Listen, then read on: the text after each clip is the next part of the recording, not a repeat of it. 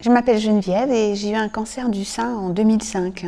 Je travaillais dans une administration française, j'ai 2 enfants, je travaillais à mi-temps. Dans ma famille, que je sache, il n'y a pas eu de cancer du sein avant mon propre cas. Je me souviens, le jour où j'ai appris que j'avais un cancer, c'est un jour qui reste marqué dans ma mémoire et forcément je me souviens très très précisément de tout ce qui s'est passé ce jour-là.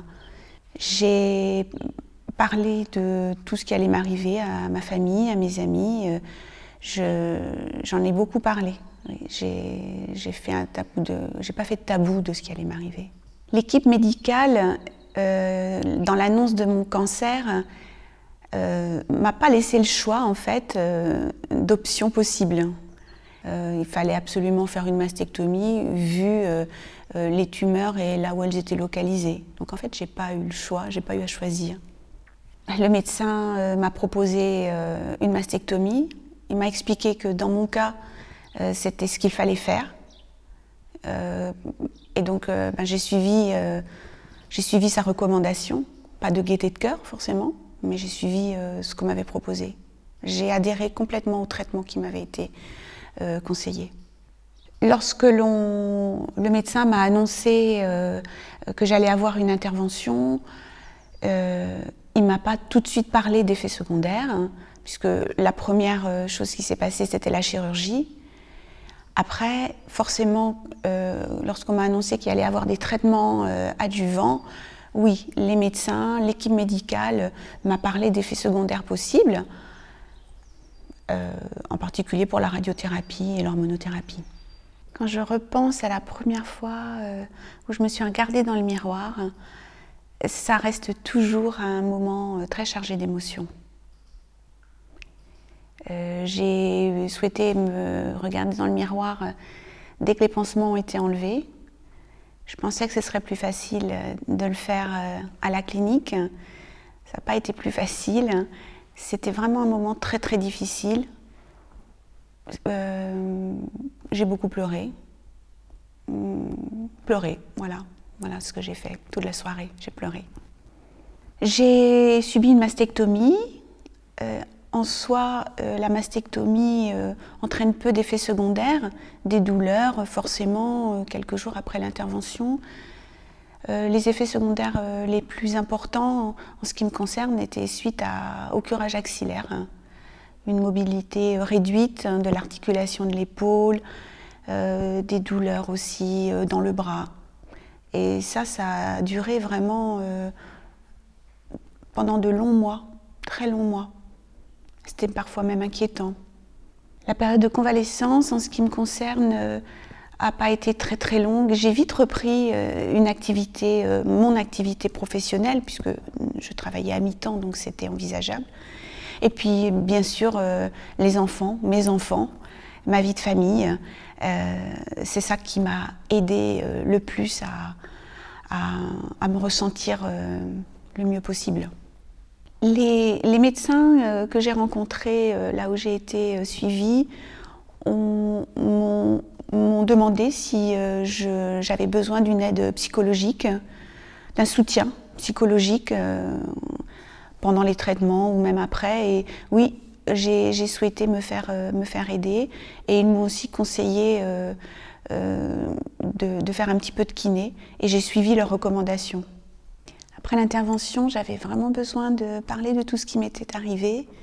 Alors forcément, il y avait la psychologue, la famille, l'entourage, mais j'avais besoin de plus que ça. Donc je me suis inscrite sur un forum et sur ce forum, j'ai quand même souvent trouvé les réponses aux questions que je me posais.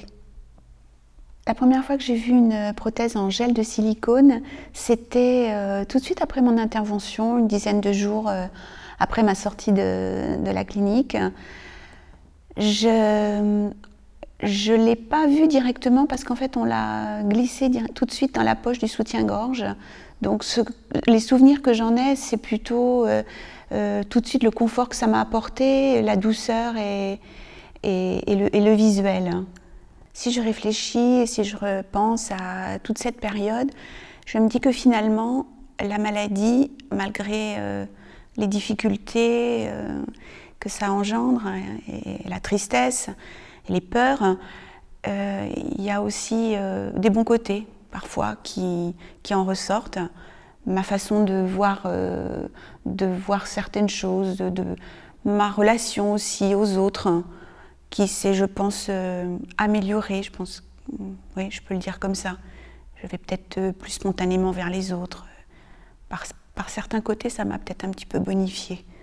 Avant d'avoir un cancer du sein, j'étais assez satisfaite de ce que la nature m'avait donné. J'étais assez à l'aise avec mon image corporelle.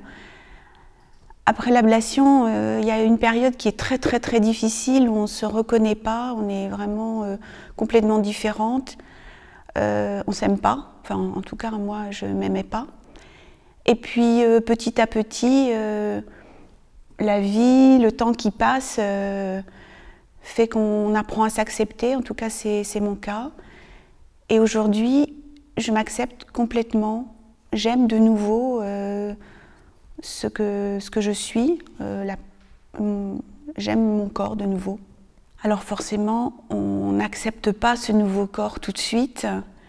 C'est le temps qui passe, le regard que les autres portent sur vous, puisque les autres ne voient plus et oublient que vous avez été opéré. Et pourquoi ils oublient que vous avez été opéré? C'est parce que ça ne se voit pas de l'extérieur.